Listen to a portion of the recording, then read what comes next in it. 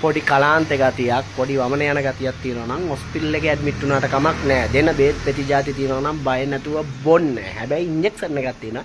ඒක නම් ගස්ස ගන්න හදන්න එපා. මොකද අවුලක් තියෙන්නේ ඒකේ. ඉතින් ඒ මොනොත් යන වමනේ ලොක්ඩවුන් වෙලා අන්තිමට කලන්ත දානවා වගේ ඇස් දෙක පොඩ්ඩක් ෂට් ඩවුන් වෙලා බේතේ අවුලත් එක්ක උඹලා සකබුම් වෙලා යන්න පුළුවන් කියන්න බෑනේ.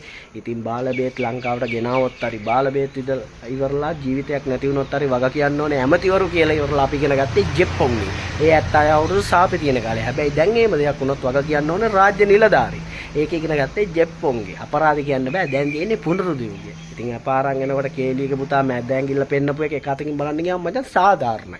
හරිද? පුනරුද්දේට උර දුන්න ජෙප්පොන්ටත් දැන් එන්නේ. ඉතින් බාල බේත් ගැන නිවුස් වෙනකොට කණ්ණාඩියක් ඉස්සරහට ගිල්ලලා මැද ඇඟිල්ල උස්සගෙන Tamanටම පෙන්න ගන්න තමයි. ෆාම කෝටිය අර කෝටිය මේ කෝටිය කියලා 2 කෝටි 20 ලක්ෂයක් ජීවිත අනතුරේ දාලා ඉවරලා උන් අන්තිමට ප්‍රකෝඩි ගණන් මචං බැංකු පොත්වල දාලා අම්බ කරලා තියෙන්නේ. ඔන්න බලවන් මේ පාරණල් ලේසි වෙන්නේ නැහැ. මොකද මේ තියෙන පුරුදු යුගය.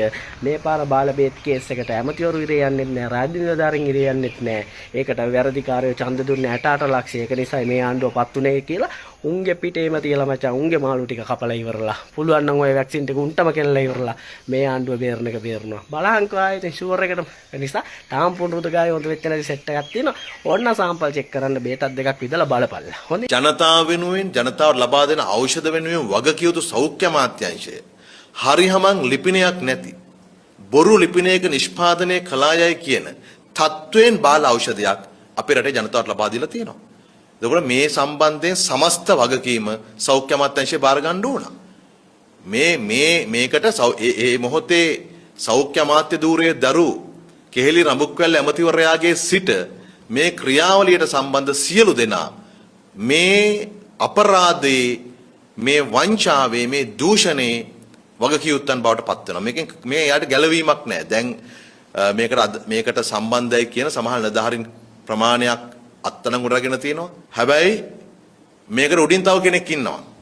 මොකද සෞඛ්‍ය අමාත්‍යවරයාගේ අනුමැතියකින් උපදේශකින් තොරව මෙවැනි ආකාරයේ ඖෂධ මිලදී ගැනීමක් සිදු කරන්න බෑ. මේක ඇමතිවරු හෝ රජයන් මත නෙමෙයි ඖෂධ ආනයනය ලංකාවට සිද්ධ වෙන්නේ. ඒක ඉතාම පැහැදිලිව තේරුම් ගත යුතුයි. විවිධ මත හදන්න හැදුවට තේරුම් ගන්න මේක සෞඛ්‍ය අමාත්‍යාංශයේ කාර්යභාරයක් විදිහටයි මේක යන්නේ.